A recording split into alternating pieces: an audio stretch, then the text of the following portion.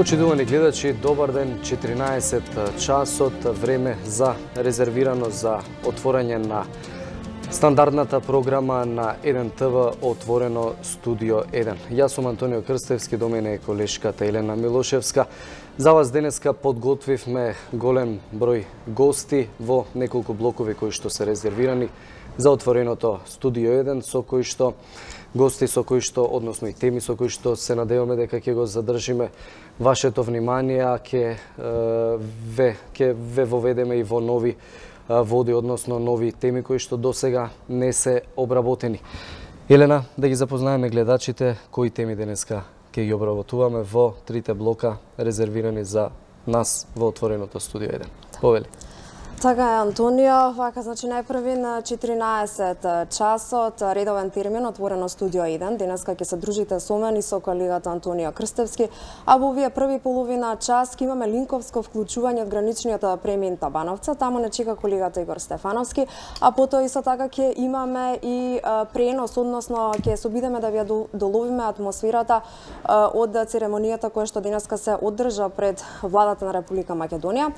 Веќе потоа следува термин резервиран за вестите 14 часот и 30 минути со колегата Александар Петревски и потоа се враќаме во вториот блок Отворено Студио 1, каде што ќе бидат отворени телефонските линии, а ќе разговараме на една навистина интересна тема, односно колку Македонија има капацитет да се справи со проблемот, односно со трговијата со луѓе. Наши гости ќе бидат професорот, универзитетскиот професор Трпе Стојановски, како и од првата детска амбасада веќе добро познатиот Драги Змијанац. Потоа следува повторно уште еден блок, односно термин резервиран за вестите со колегата Александар Петревски.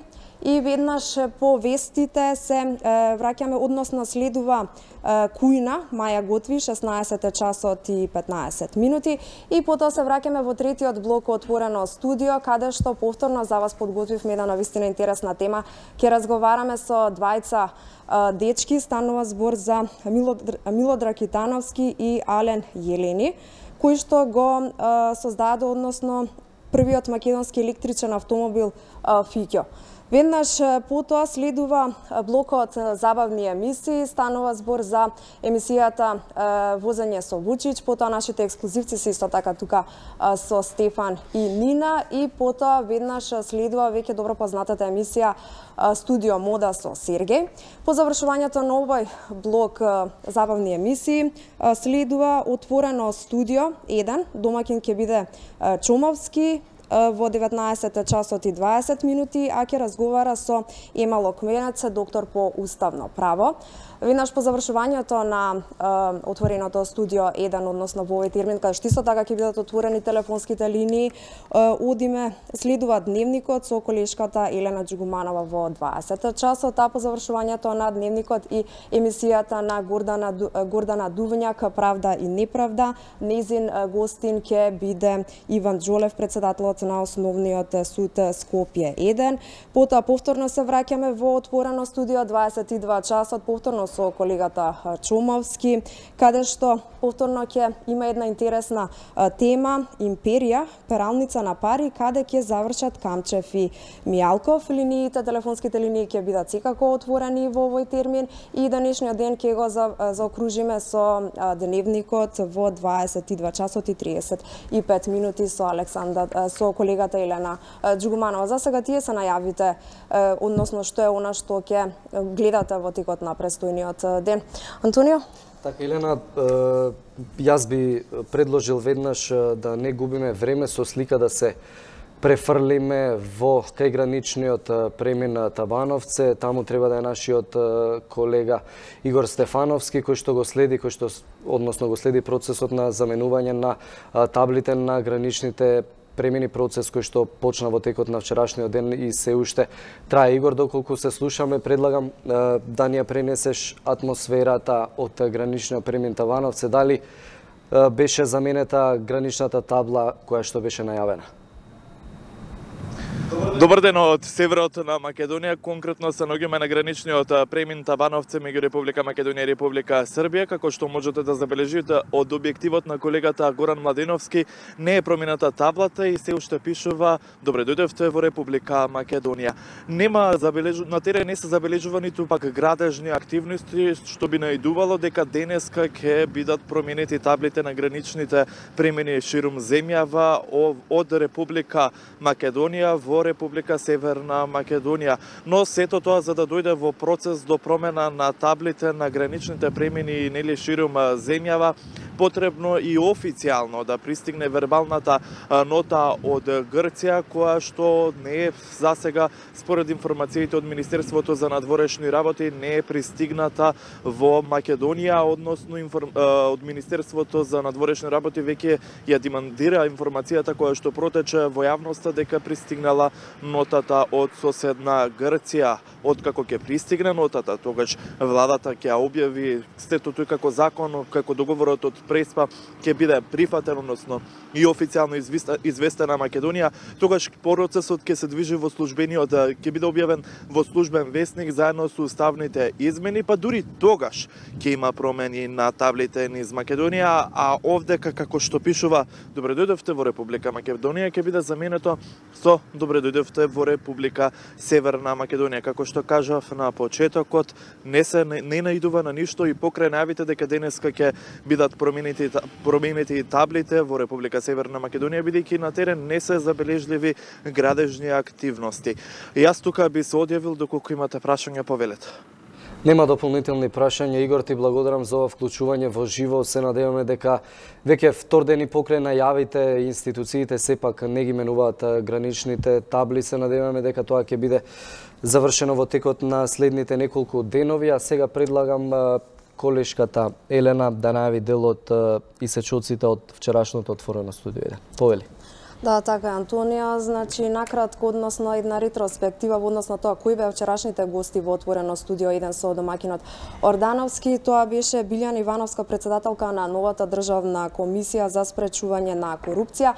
Таа во вчерашното гостување во отворено студио 1 истакна дека всушност председателските избори како и начинот на финансирањето на политичките партии ќе бидат во нивниот фокус во наредниот период кој што престои.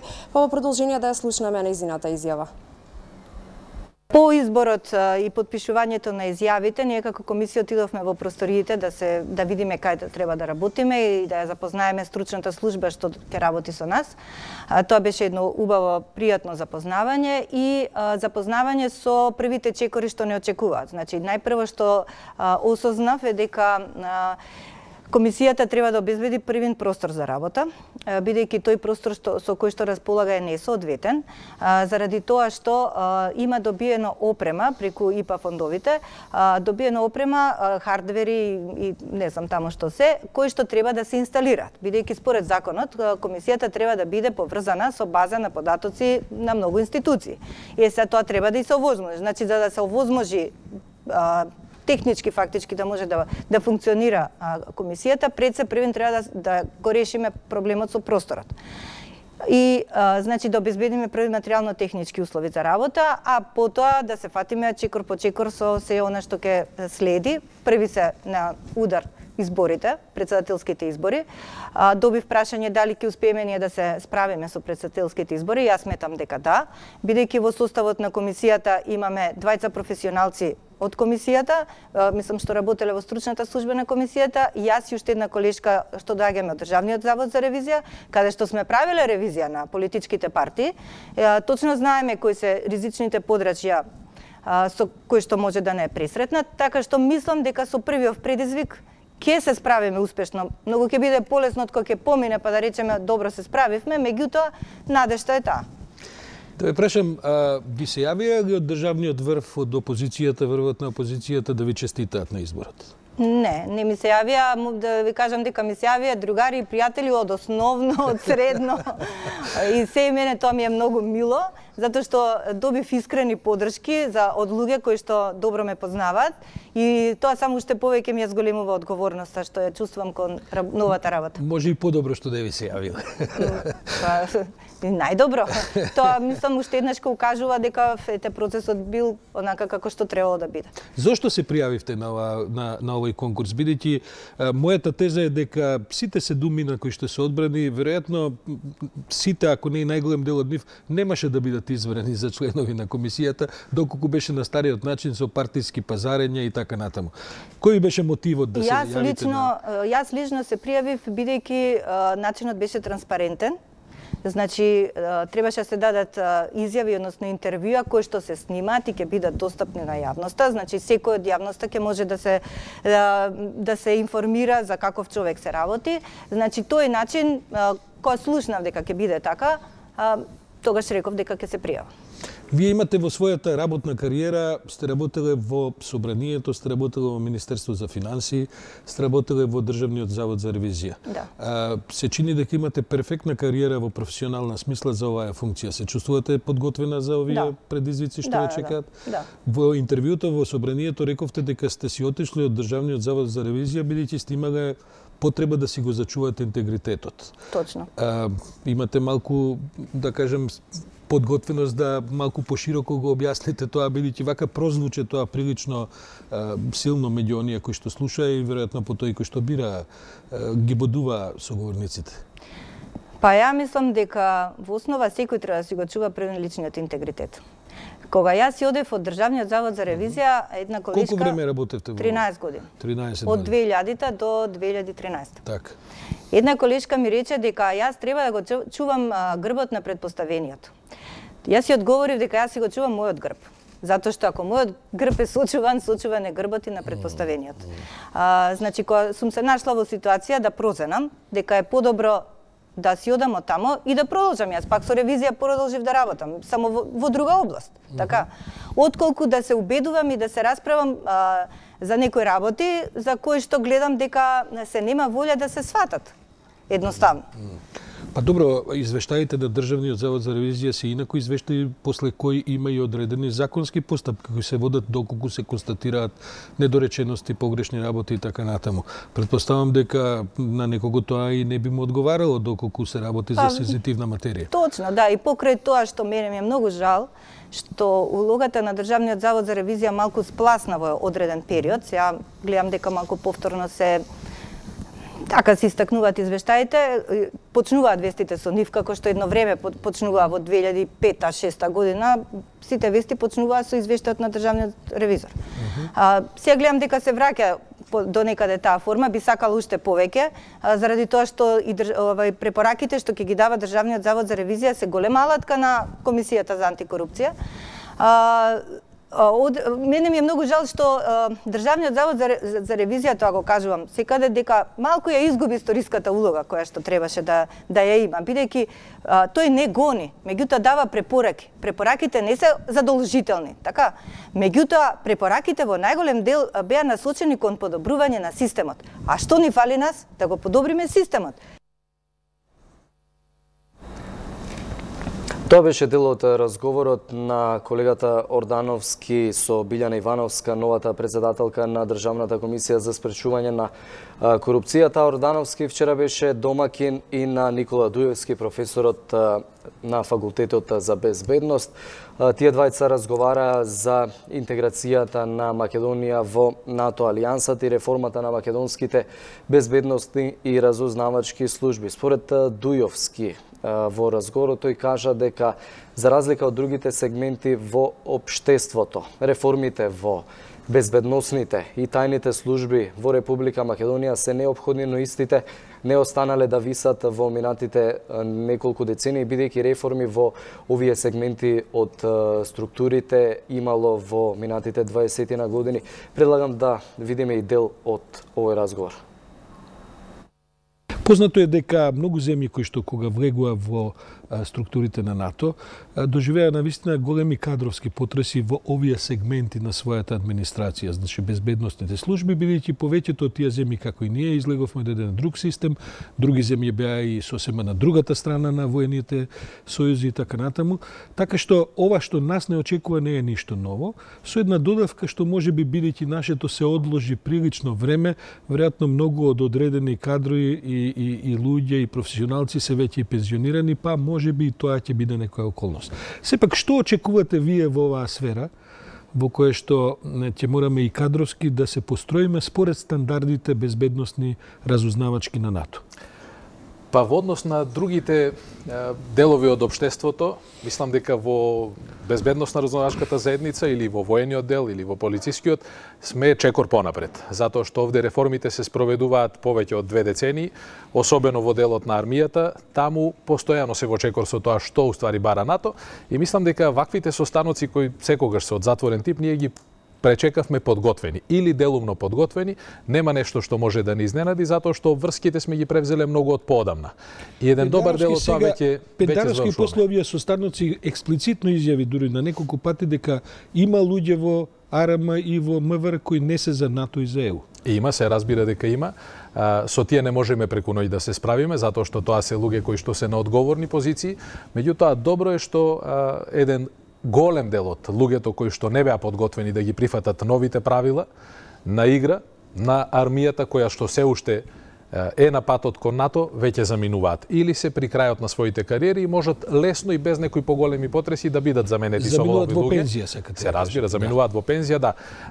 Предноста на овој долг пат кон НАТО за Република Македонија, меѓу другото и во ова, ако воопшто можеме да говориме предност, затоа што другите земји во регионот, најголем дел од нив, пристапија во НАТО во 2004 година, кога 1,5 деценија после падот на комунизмот, Бугарија, Романија, Словенија, но и другите земји од опкружувањето требаше да се справат со можеби повеќе од половината од вработените во безбедносно-разузнавачката заедница. Кај нас не е така. Ако памтите, бугарскиот генералштаб во моментот на влегувањето во НАТО, половината од генералите начело со началникот на генералштабот не добија сертификати на НАТО за одредени информации од највисока важност и така натаму. Така што таму одеа во Словенија, мислам дека ако не се лажам, подсетете ме, кога Словенија влегуваше во НАТО, во еден ден ги пензионираа сите кои што се после одреден датум на раѓање и така. Токму така со соодветен број на години поминати во војската, односно во тие структури.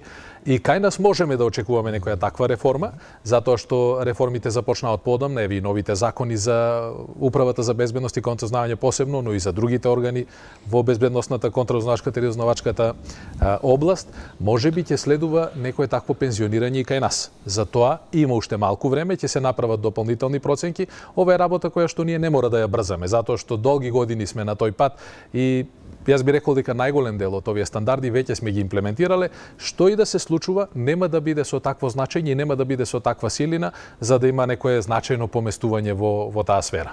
Новите закони кои што се во подготовка, кои што треба да регулираат работењето на овие служби, се разбира дека остануваат дилемите и дебатата која се води дали ќе дојде до спојување на Агенцијата за разузнавање со Дирекцијата за контраразузнавање и така натаму, или под кого ќе бидат, под чија капа и така натаму. Предвидуваат еден процес кој се вика ветинг.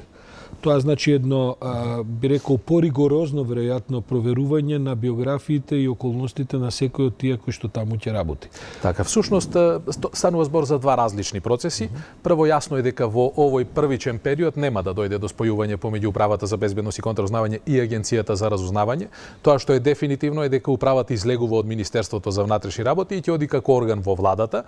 Меѓутоа, барем во сегашните законски решенија, односно предлог на тие решенија, не постои можност за спојување со Агенцијата за разузнавање. Кога ќе помине одреден временски период и ќе се согледаат искуствата, дали е подобро тие да бидат заедно или не, ќе се носат нови решенија. Меѓутоа, јас би рекол дека за период од една деценија овие две агенции ќе работат паралелно. Такво искуството во еден добар дел од земјите во регионот. Јас не мислев на спојување неопходно дека организацијски ќе се спојат, но секако ќе се размислува за подигнување на нивото на координацијата на нивната. Се разбира, за тоа ќе имаме и нов орган кој што ќе има за цел да ги координира активностите на сите служби, и на УБК, и на Агенцијата за разузнавање, и на военото разузнавање, на сите впрочем кои што се занимаваат во општеството со тоа.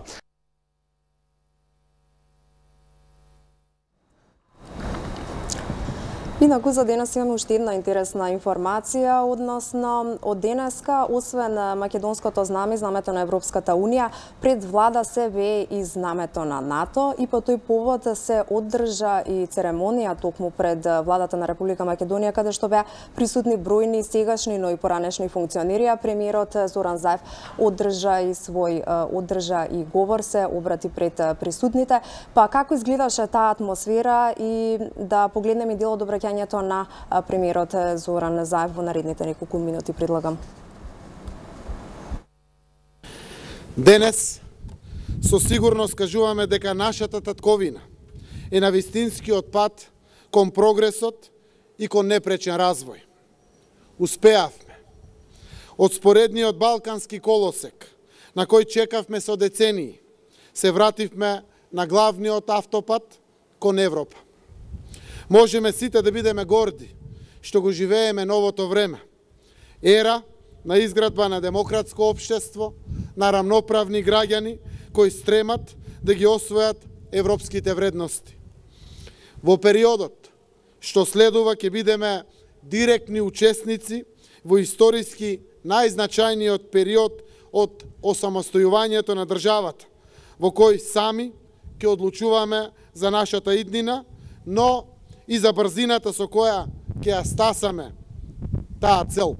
Нема место за еуфорија.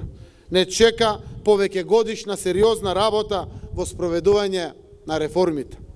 За да бидеме успешни и да ги забрзаме историските процеси, треба во наредните години, дали ќе бидат 6, 8 или 10, зависи од нас самите. Овие денови ја почнуваме следната комплексна етапа во изградбата на нашата држава, според европски стандарди. Никој веќе нема да не блокира од надвор. Со одлуките на нашиот парламент и на парламентот на Република Грција и со поканата од членките на НАТО алијансата, ние веќе учествуваме во работењето на најмокниот сојуз на светот. И можеме да бидеме спокојни и целосно сигурни дека со завршувањето на ратификациите во сите парламенти на нашите сојузници, нашата земја, која наскоро ќе го носи географски прецизното име Северна Македонија, и официјално станува 30-та полноправна членка на НАТО со право на глас. Со тој чин стануваме безбедна земја, стануваме своји на своето. Исполнувањето на задачите од европските поглавја, кои ја имаат тежината на директиви, мора успешно да се завршат, од што најголема корист ќе имаат граѓаните на Република Северна Македонија. Почитувани граѓани, со нашата работа, со нашата соработка со соседите од регионот и со нашата соработка со Европската Унија, ја менуваме сликата кај западноевропските граѓани, која веќе со деценија имаат за нашата земја и за Балканот. Таа представа за нас, да бидеме искрени, не беше добра. Балканот, во свеста на обичниот европеец, беше нешто многу далечно и замрсено, како некоја оградена дупка без вредности и недоволно достојна да биде дел од клубот. Сите ние знаеме дека реалноста не е таква, но нашите културни вредности и посебности не можат да стасаат до пошироката европска јавност ако тоа не се одработи како што треба. Мораме да ослободиме Европа од стравот од Балканот, да докажеме дека тој страв е безпричински. Треба да ја подсетиме Европа на нашето прво сојузништво уште пред 78 години, кога заедно ја почнавме антифашистичката војна. Таа победа над фашизмот ја донесе првата македонска држава, Федерална Република Македонија во 1944 година со одлука на Асно. Без таа голема победа, за која нашиот народ даде илјадници жртви, денеска не ќе беше можно да имаме независна држава. Не ќе беше можна ни федерална, ни народна, ни социјалистичка, ни Северна Македонија. Членството во Европската Унија не е нашата крајна цел, туку европеизацијата на нашата земја, што е многу подолг процес од остварувањето на членството. Идните генерации ќе ги зачуваат и нашите посебности, и нашето македонско културно наследство, и сите македонски идентитетски одлики, како и сите одлики на припадниците на другите народи кои живеат тука. Но истовремено, идните генерации ќе бидат европејци без комплекси и инфериорност. Да, тоа беше дел од атмосферата која што се случуваше утрово пред владата на Република Македонија. Тука се ближи крајот на овој прв блок од отворено студио 1, како што споменавме на почетокот. Следното вклучување е во 15 часот и 20 минути на тема има ли Македонија капацитет да се справи со трговијата со луѓе? А како што напоменавме во 17 часот имаме специјален гостин во студиото на 1 ТВ, тоа е добро познатото фиќо, и тоа не било какво, туку првото електрично фиќо произведено во Република Македонија. За него ќе разговараме со Милорад Китановски и Ален Јегени во 17 часот до 17:30. Како што кажавме, тука се ближи крајот. Останете со програмата на 1 ТВ да ги проследите информациите, односно темите кои што денеска за вас ги имаме подготвено.